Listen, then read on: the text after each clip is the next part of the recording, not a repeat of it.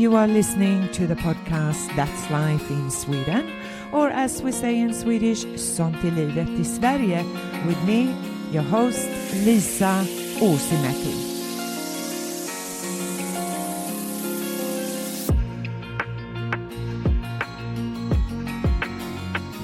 It is a privilege to welcome back from Sydney Jane Caro to today's podcast.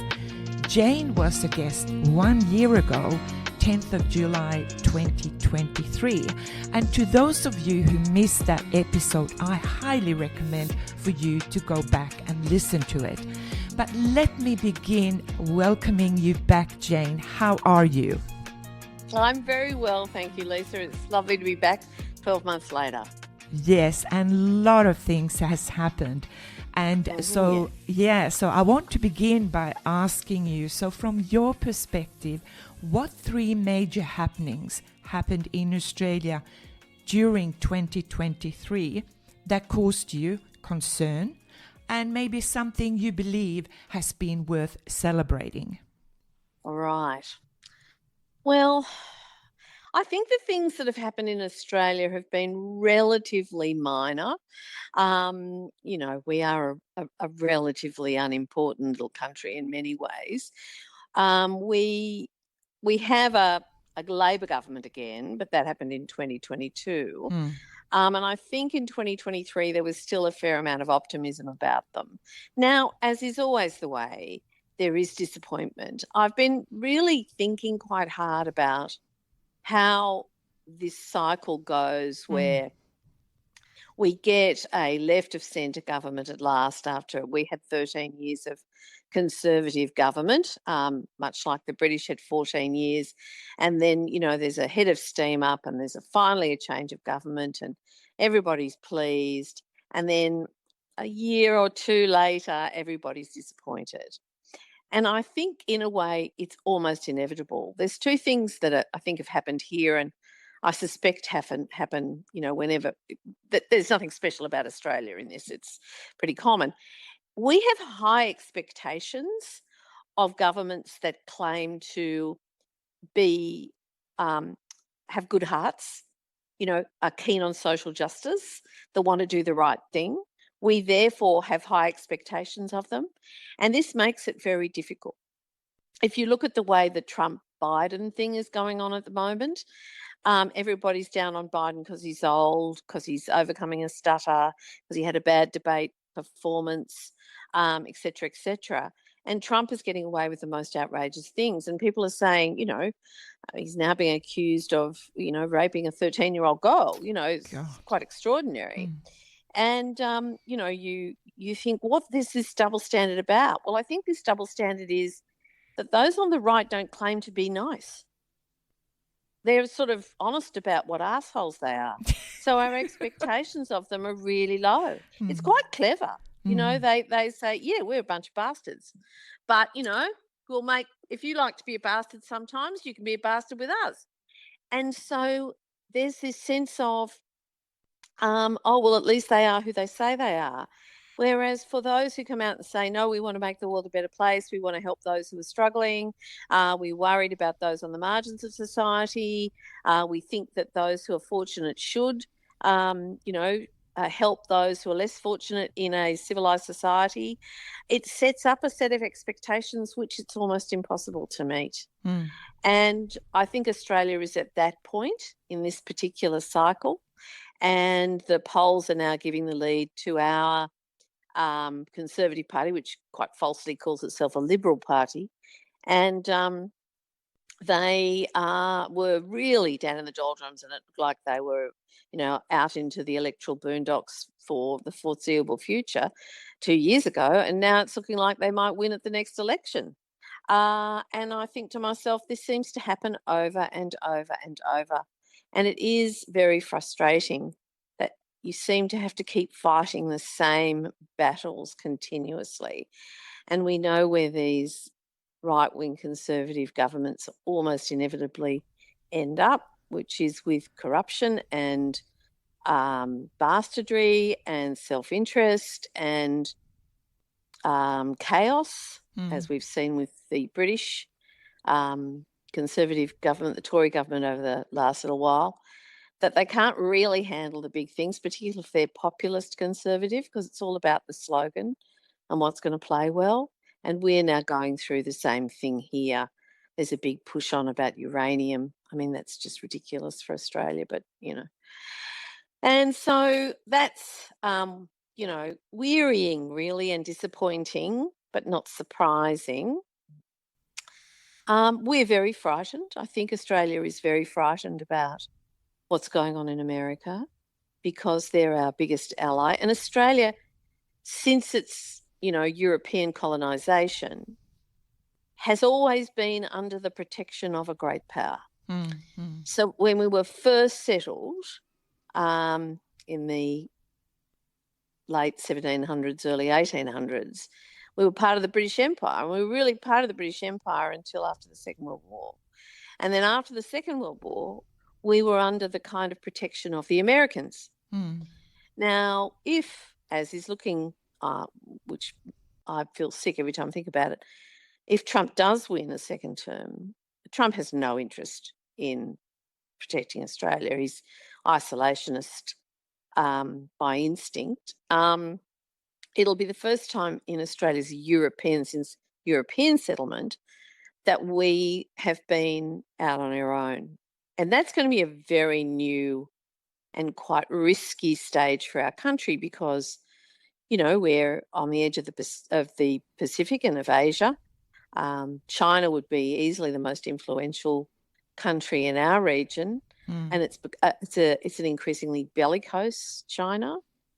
And we're a rich, ripe, underpopulated little plum. So I think Australians are getting very nervous. We're going into a very new geopolitical phase in our history. But of course, so is the rest of the world. Everything is in flux. Absolutely. And that feeling is very unsettling for, I think, everyone. And I guess that's why we're flailing around trying to find answers with idiots like Donald Trump and Nigel Farage and Viktor Orban and, you know, Putin. People like that. Putin and even Marine Le Pen, although the French seem to have got their act together and beaten that threat back to their great credit, at least for now. Mm. You know, when you think about the Australian elections, the government is elected for a 3-year term. Yeah, 3-year term. That's right. And perhaps that may have also something to do with that. When you're elected in, you only have 3 years to do something major. And if you want to make longer term investment or changes, 3 years is nowhere near. You know, I would not imagine it to be enough to make big changes. Look, I completely agree with you, but I don't know how soon that's going to change. And I do confess, when we have federal governments like the last one, our Prime Minister was called Scott Morrison, and he was an absolute nightmare, Pentecostal nightmare. I'm really grateful that it's only 3 years. But when we have someone like Anthony Albanese, who I think look, he has his faults, but that's the thing. Everyone has their faults, even if you've got great hopes for them. And but he's a more thoughtful, I think, leader. I wish they had longer. They have been doing some good things, particularly in terms of taking mitigation of climate change seriously. We are very poor in our response to climate change in this country, thanks to the Conservative rule, which was very much in the pockets of the fossil fuel industry and the mining lobby, which is extremely powerful in Australia.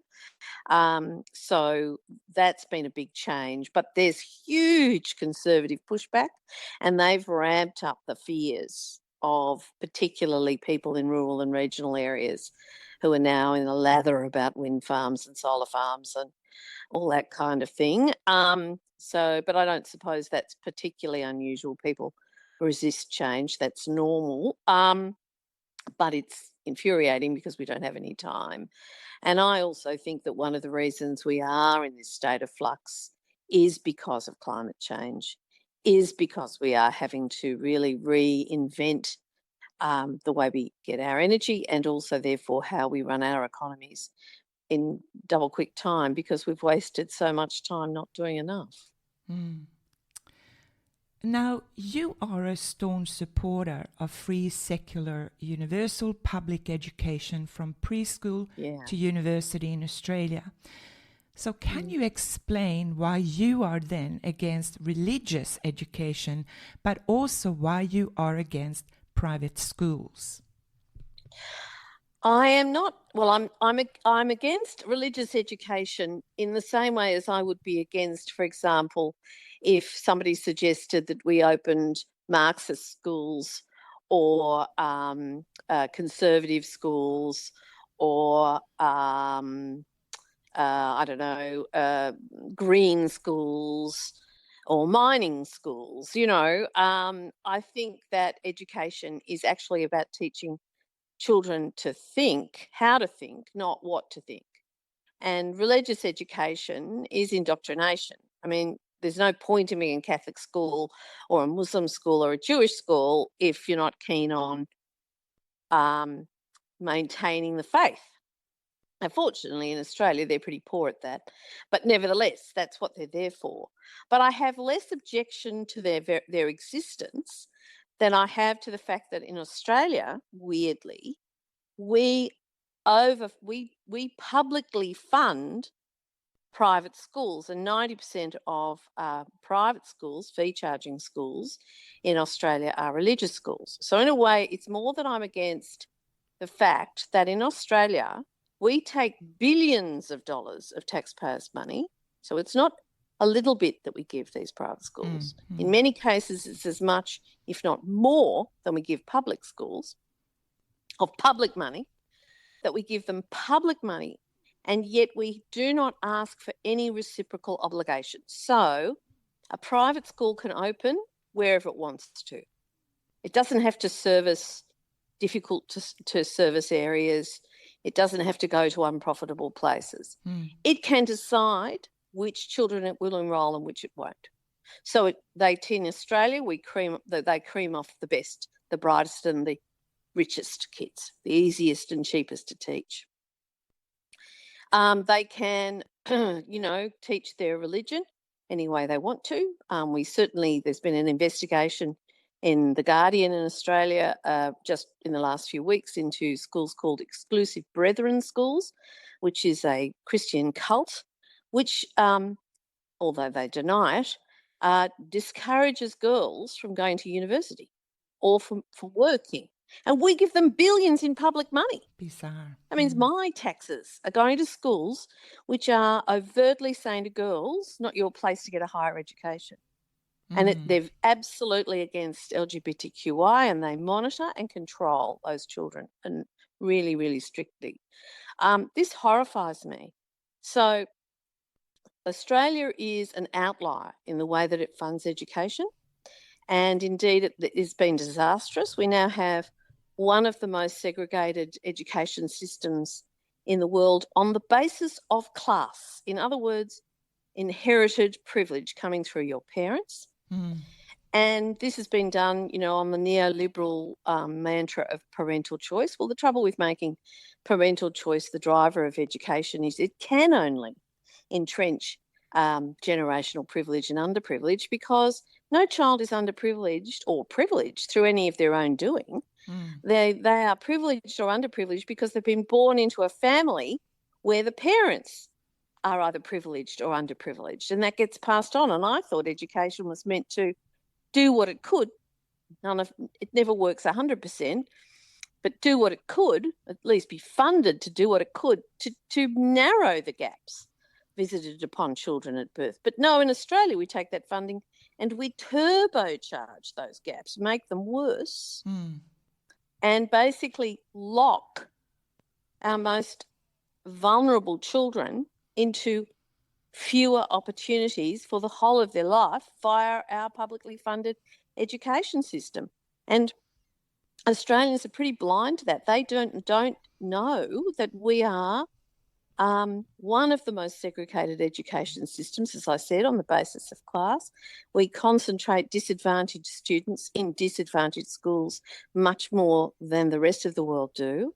And that concentration is growing at the second fastest rate in the OECD, the second highest rate. Gosh. So it's getting worse and worse. This is a long-term disaster for our country, so-called egalitarian, classless Australia. No, we're busy building a class system via our children and via our education system. It is morally bereft.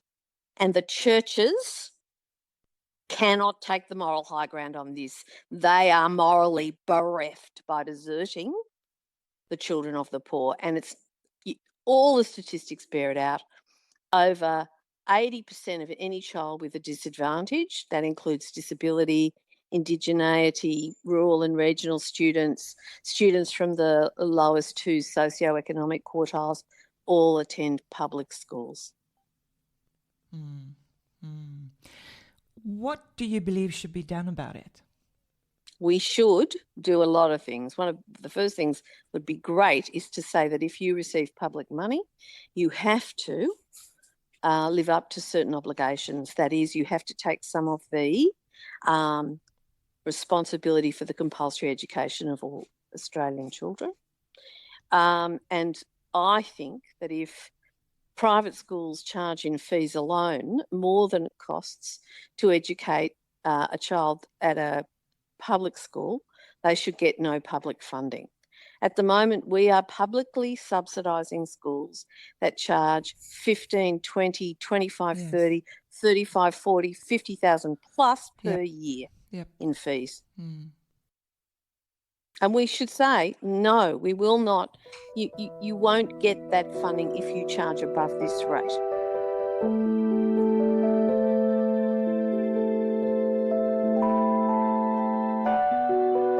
What is the government doing about it? If everyone is kind of, I don't think this is a new thing. No, it's not. Yeah. So what are people doing about it, especially stakeholders? Well, the people in the public school sector fight hard and try to make noise, but there are really three very powerful forces that have got this stitched up. The first one is the churches. Yeah. I think that once upon a time, the churches propped up their schools. Now I think the schools prop up the churches. That it's kind of like their last real powerful thread into mainstream society is through their schools.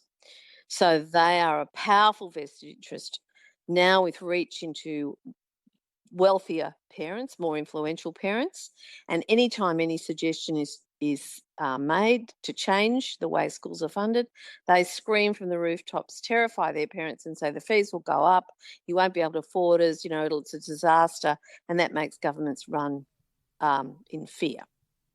Now, I reckon I could prove conclusively that the public subsidy of private supply never has any effect on the fees charged unless you cap the fees in return for the public subsidy, because all that happens is the private supplier takes the public subsidy, thanks very much, puts it in their pocket, and then charges what they would have charged anyway, because the market will charge what the market will bear when it's allowed to.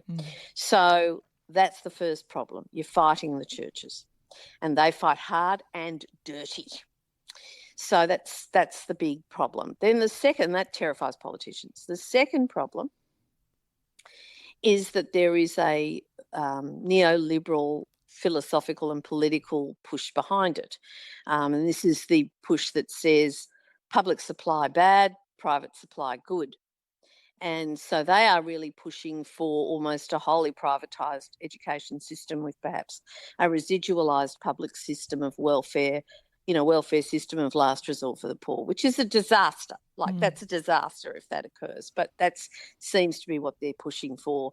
They basically believe that education funding, should be used to reward the parents that they see as good, the hard-working, self-sacrificing parents, and punish parents they see as bad, the unmarried mothers, the feckless, blah, blah, blah, all those stereotypes that these people seem to hold.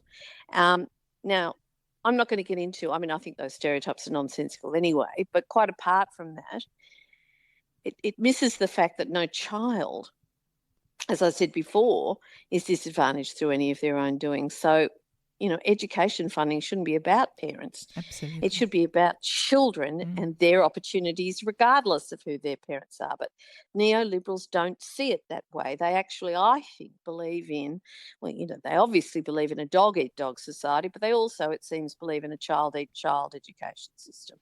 So you've got a kind of a political view on this, which makes it very hard to change anything. And then the third reason is that this policy of subsidising private schools plays into that very human weakness about status and aspiration and all that kind of social climbing stuff. And so, people start to brag about the private school they send their child to. Yeah. And I'm coming out of an old marketing and advertising person as I am. I can see exactly how it works. We have 5% of our private schools are so-called, they love to call themselves elite. I don't think they're elite. They're just, hideously over-resourced. They're expensive and over-resourced. Luxuriously resourced now. And they are like the haute couture lines for Dior and, Balenciaga. And nobody buys that couture clothing. It's too expensive and nobody buys it, nobody wears it. But they're the advertising campaign for the bit of those brands that people can afford, the lipstick, the perfume, that sort of thing.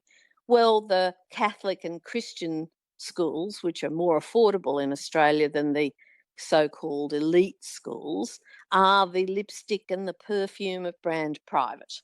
And so people now feel that they have to almost send their child to a private school, or otherwise they will be seen as a bad parent, as a neglectful parent who doesn't care about their child's education. That's the problem. It's become associated with a better class of kiddie and a better class of parent. And this is really awful. It means that our education system in Australia really plays to the worst parts of human nature rather than the best, which is the absolute opposite of what an education system should do in a healthy country that's trying to, teach not just English and maths and science, but some sort of moral value. And we do the exact opposite. We really teach money equals virtue and might equals right. It's a new religion. Yeah. And it's this populist winners and losers society. And we even do it in Australia more than anywhere else in the world to our children. There are winner children and loser children. We also have selective schools, which, people, or some of the private schools will give scholarships to the deserving poor. It's disgusting. Every fibre of my being that has any concern about justice just is revolted by what we do, and the smugness and self-congratulation of the private school industry is nauseating. And it is so different to how Australia built their education from I'm just thinking I just saw this absolutely wonderful, fabulous conference on secularism in Australia, where you actually were the host or the MC for it. And there were some wonderful speakers, but I was so impressed when you actually came out and you said your exact word, if I got it right now, thank goodness Australia was settled by convicts. Yes.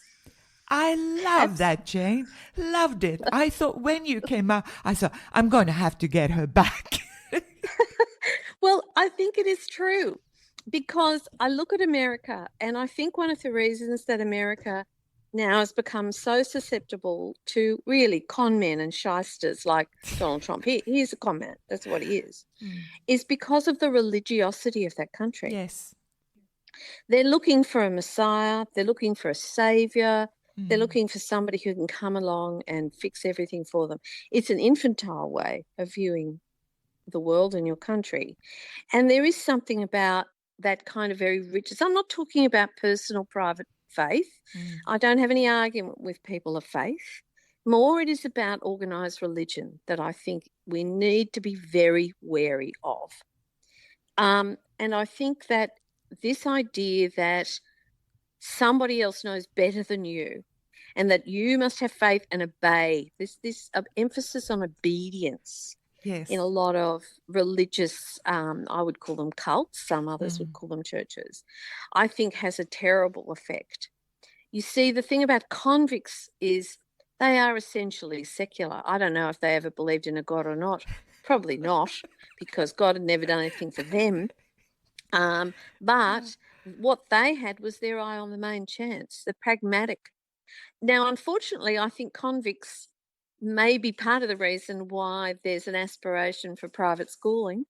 It's seen as a way of getting ahead, and in a world which is tough and which, you know, you have to keep your eye on the main chance, can look like a zero-sum game. And so a bit of the, if someone else gets ahead, I must lose. There's this idea that if somebody else rises, I must be going down, instead of understanding that, in fact, you know, everyone can rise, not perhaps at the same rate, not perhaps in equal ways, but it can get better for everyone.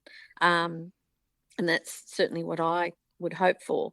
But I do think that the religiosity of the United States makes it particularly vulnerable to this kind of populism, because there's no doubt at all that MAGA is a cult. It is a quasi-religious cult.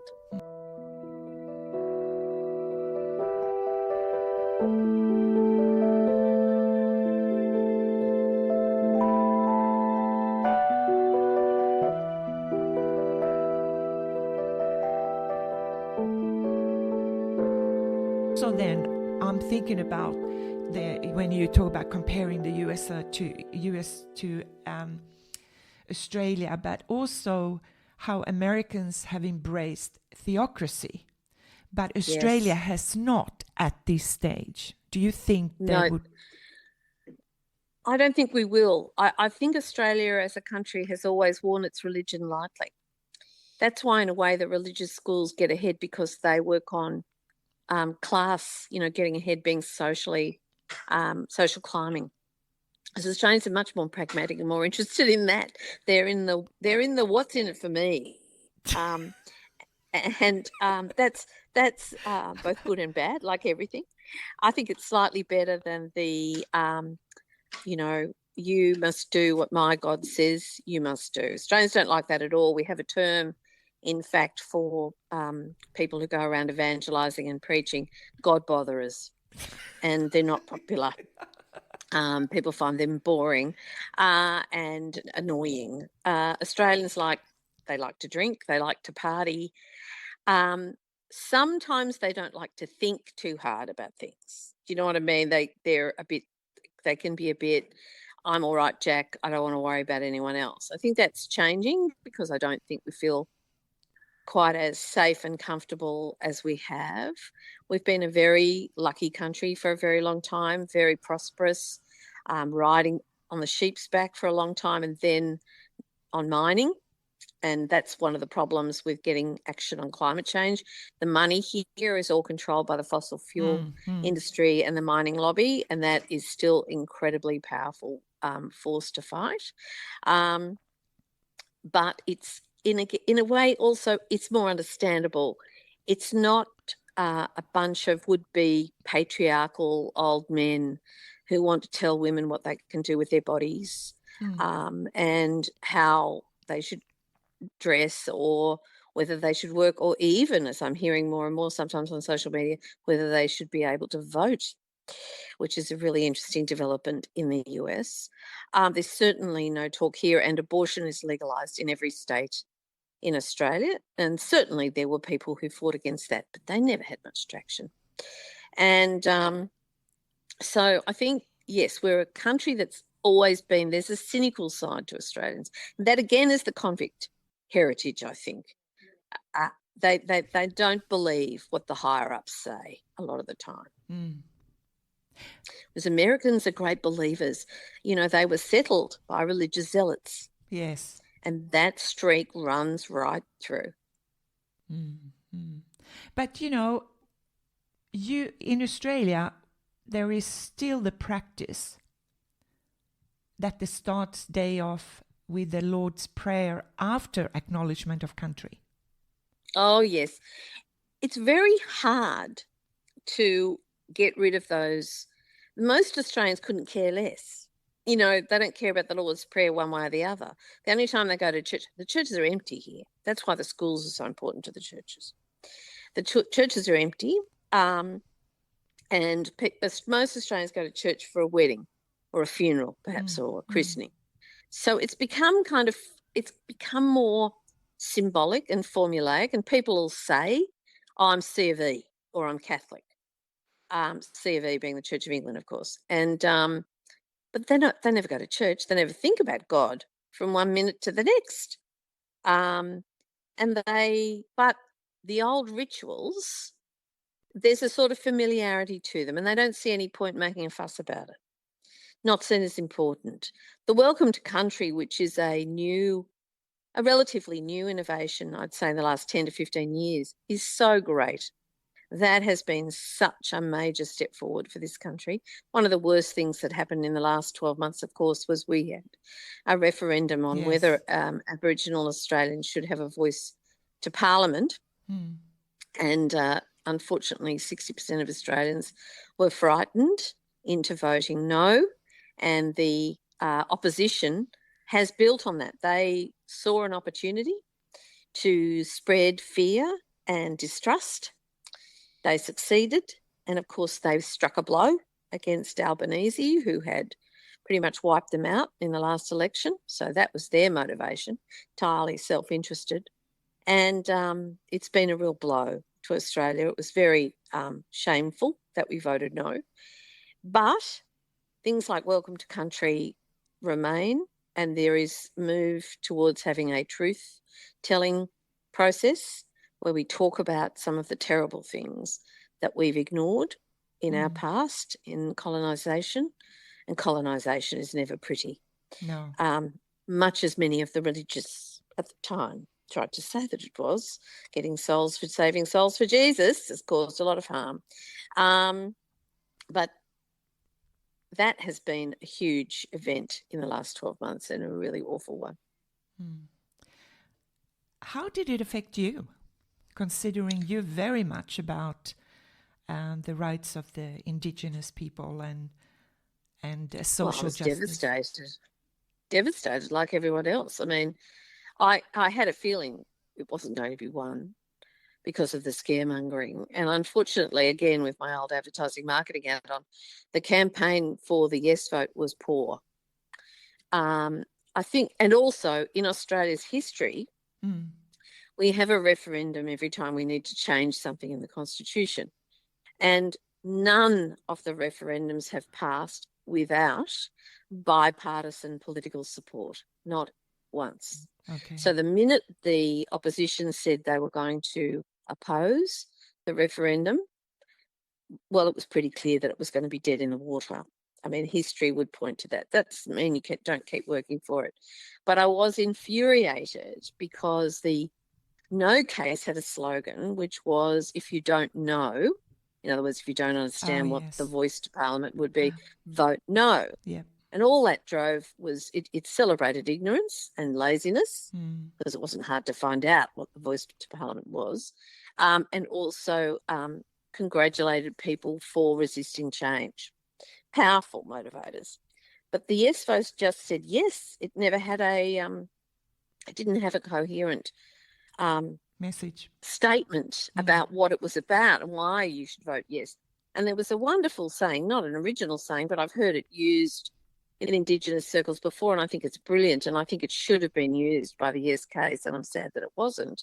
And that is nothing about us without us, which is also a really profound statement. It's the same as no taxation without representation. You know, it's the same instinct and the same motivation.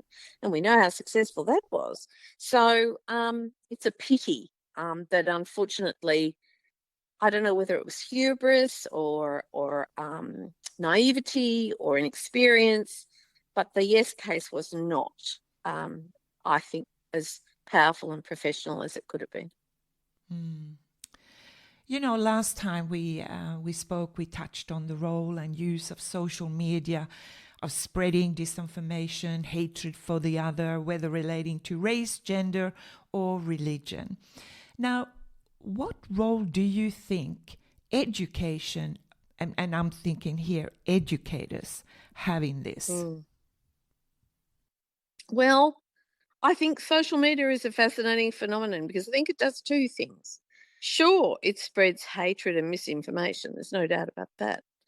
But it's also really created huge social change because it's given access to voices we didn't used to hear: women, LGBTQI people, people of colour, people of different faiths, and none have all found ways of building audiences, particularly if they're engaging and interesting voices. So it's done two things because, I mean, the Hash Me Too movement was just incredible. That could not have happened without social media. So it has both enormously good impacts and enormously bad ones.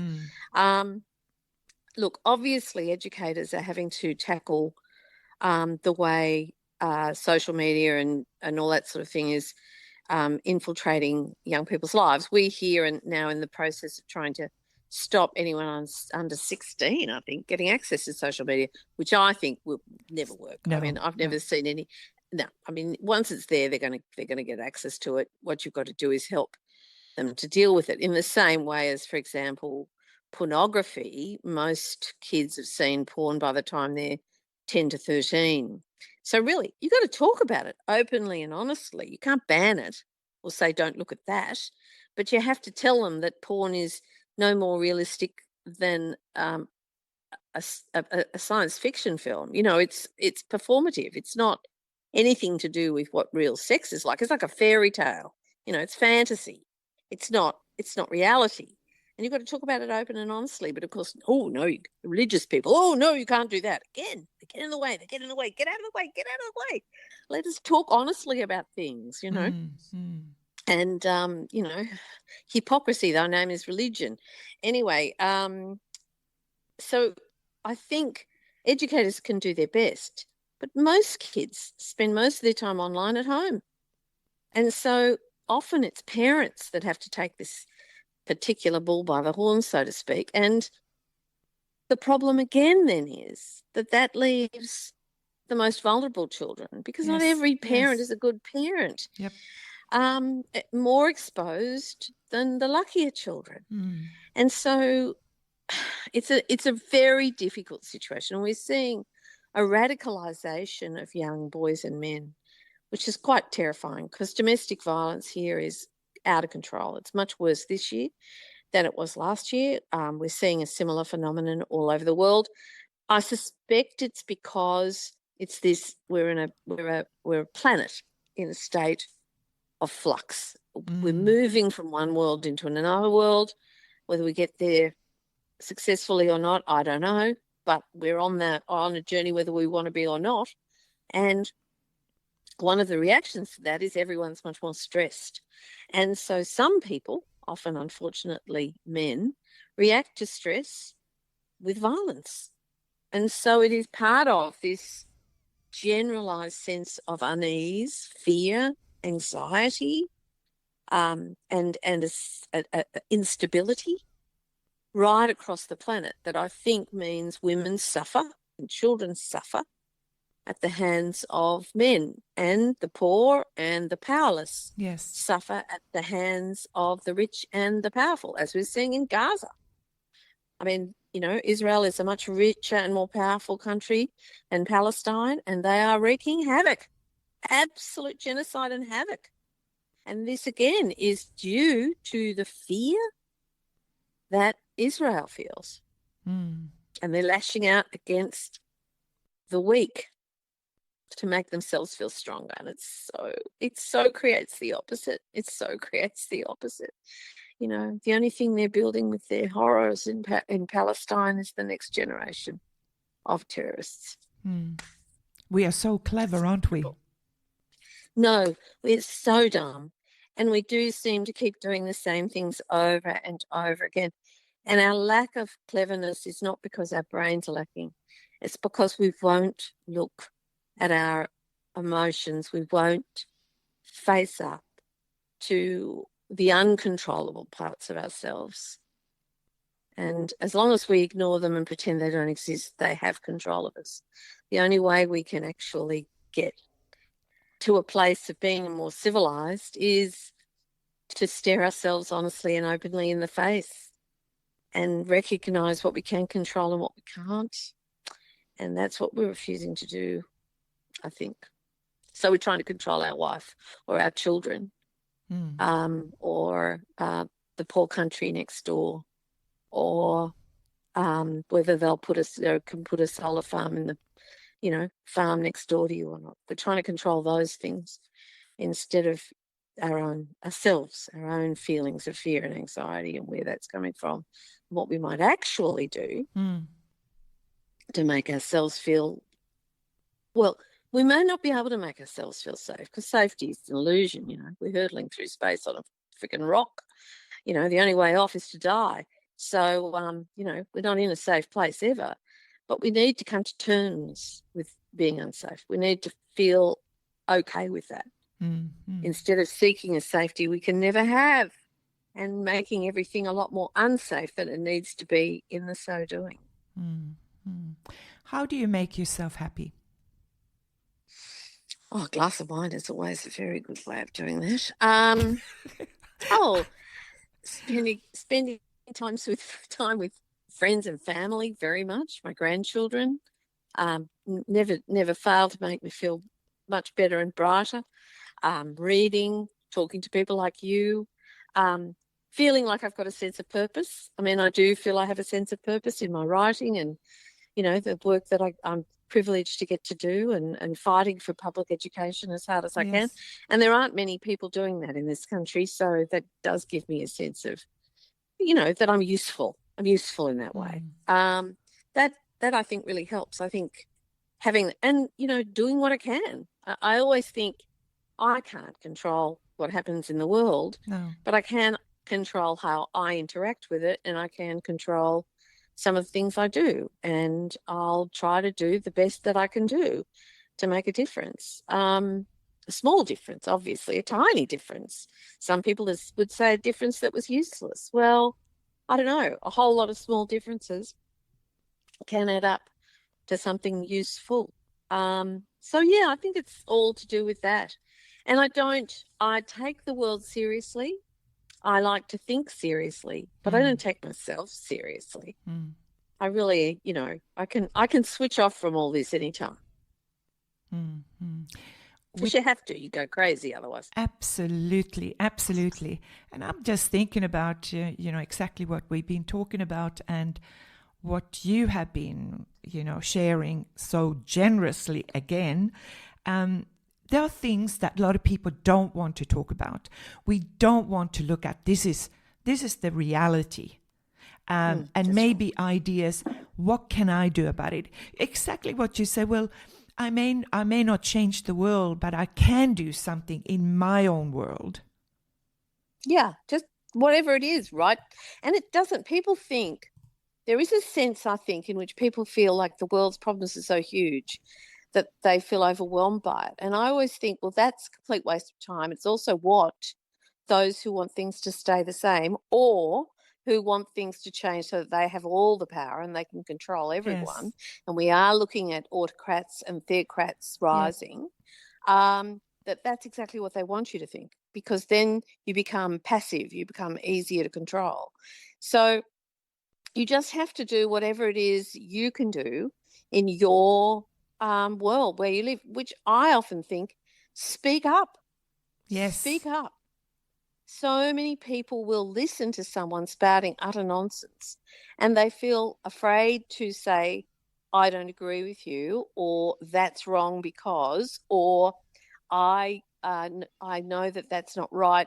Here are the facts that I've, found, or I know about that.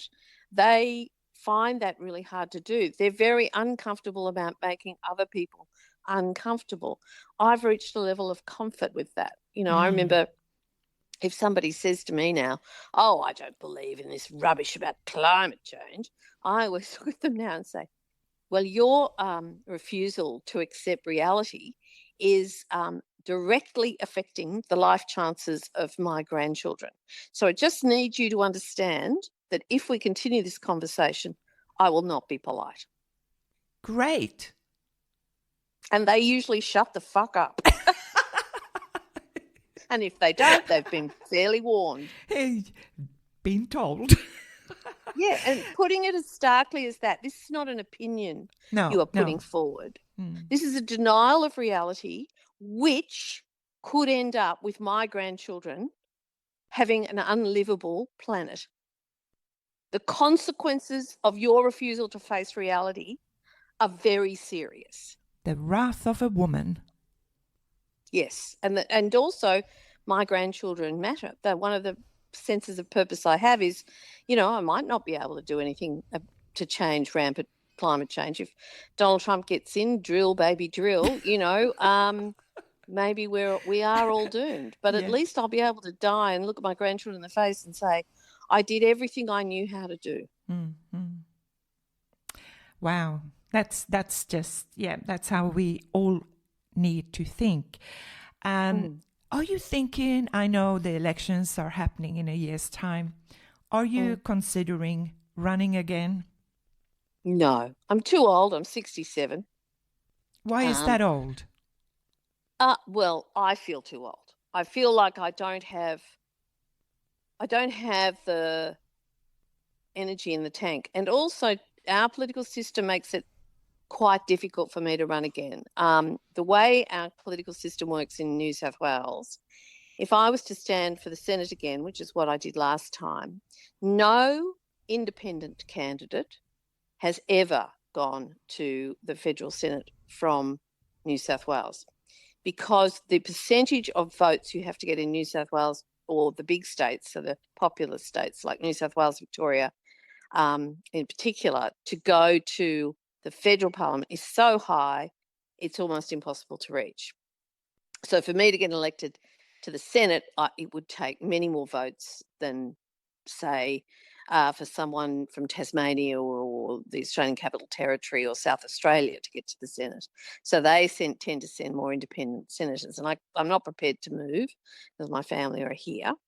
And if I was to stand for a seat for the House of Representatives in the federal parliament, my advocacy, because of where I live in, leafy middle-class suburb, and that's where you have to stand, where you live. My advocacy for public education would mean I'd be practically unelectable because almost everybody sends their children to private schools. Yes. And so that puts me in a situation where if I was 47, I might decide to give it a go and move, or, do all of that and be a career politician. But I'm 67 and I like writing books, and I'm thinking maybe I'm more useful. And I think that the skills I've developed as a writer are at their height, and I should use the time I have to keep developing in that area, and that there are plenty of other people who can do good work in politics and who have much more chance of getting elected than I do. And I really enjoyed the experience of running. I learned an enormous amount from doing so, and I'm proud that I did it. But I have really no interest to run again. And you have to burn, you burn your family, You burn every friendship. You know, it's a lot to ask of the people around you. And unless you have a sense that you can win, I think it's too onerous for you and for them.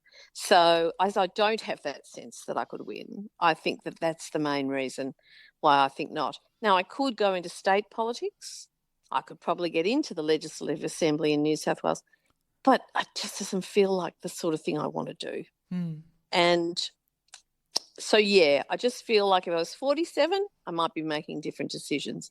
But at 67, you do start to think, what do I really want to do with the next 10, 20 years of my life? What do I think I'm going to be? Not only what I'm going to be best and most useful at, but what is going to give me the most satisfaction. And for me at the moment, it is writing. Yeah. So just one final question then. Are you writing something right as we talk right now, or? I thought you'd never ask. Yes. I just love I love your books, and especially, the one that I read that you sent to me was so wonderful. And I'm just... Was it the mother that I sent to you? Yes. Yeah. Well, the novel I'm writing now is it's not a sequel or anything like that, but it was quite hard because the mother did very well in Australia. It was a bestseller here, and so to follow it up with a second crime novel, also this has got quite a strong climate change and always feminist theme, but climate change theme to it as well, was quite daunting. It's a bit like doing the second album. But I'm working on the structural edit now, and it does feel that it is coming together. And so I'm quite excited. That'll be coming out in Australia in April next year. And it's called Lyrebird, Lyre bird, which is, of course, an Australian native bird, quite extraordinary bird, that very beautiful with an extraordinary tail that does the most amazing mating dances, but it also is an accomplished mimic and can mimic chainsaws and people tuning radios and all sorts of things, and that becomes a very key part of the story. Wow. Gosh. And I just would love to see your books translated to Swedish, because I know they have a place here, and it's just unbelievable what is happening. I'm not familiar with this publishing world. I just find it totally weird. It is very weird. It's like a cottage industry, and it's got all these controls. I'd love to see my books going internationally as well. Yes. But it's very difficult. Australian books don't seem to get picked up a lot, I think because we're a small English-speaking country, and the British and the Americans don't tend to pick them up much. Some breakthrough. There are breakthrough books, no doubt at all, but generally not that many. But yes, I was a bit surprised the mother wasn't picked up, and it still hasn't been. But you never know. It can take a while for that to happen. Yes. If you know any publishers, stick the book in front of them. Absolutely. I'd be very happy to talk to them about the international, the rights to publish it in Sweden. And I do think that given what's happening around the world in terms of domestic violence and coercive control in particular, which we're only just beginning to understand, it's very pertinent, not just for here, but everywhere. Lyrebird may actually, oddly enough, and this is just me, hopeful me before it gets published, may have more of an opportunity because it is so much about a very unique and unusual Australian native animal, and it is very much about what is happening with the climate and the effects that it is having on animals and on the environment, but also there's a crime story all the way through it. So, I am aware that Australiana is often very attractive to people overseas because, we do have this extraordinarily different natural environment, which we're busy destroying. Unfortunately, yes. And the book is very much about that, as well as how we destroy one another. And you are, of course, brilliant with your writing. I mean, absolutely. I can't wait to see when it comes out. And I'll send you a copy as soon as it's published, Liisa. Please. Listen, Jane, thank you so much for your time. It's, as usual, it's been, thinking about it, it was like a year ago. But I just feel this is just like, I will call you. Can we do this a year? July next year. We shoot the breeze about whether we've escaped the Trumpian juggernaut or we're in the thick of it. Goodness only knows. Yes. Thank you so much for your time. And listen, take care of yourself and your family. Thank you. And thank you for being so easy to talk to, Liisa. I really enjoy it. Oh, thank you very much. And you have been listening to the podcast Sånt är livet i Sverige, or in English, That's Life here in Sweden, with me, Liisa Åsimäki. Till next time, take care of yourself and each other. Bye for now.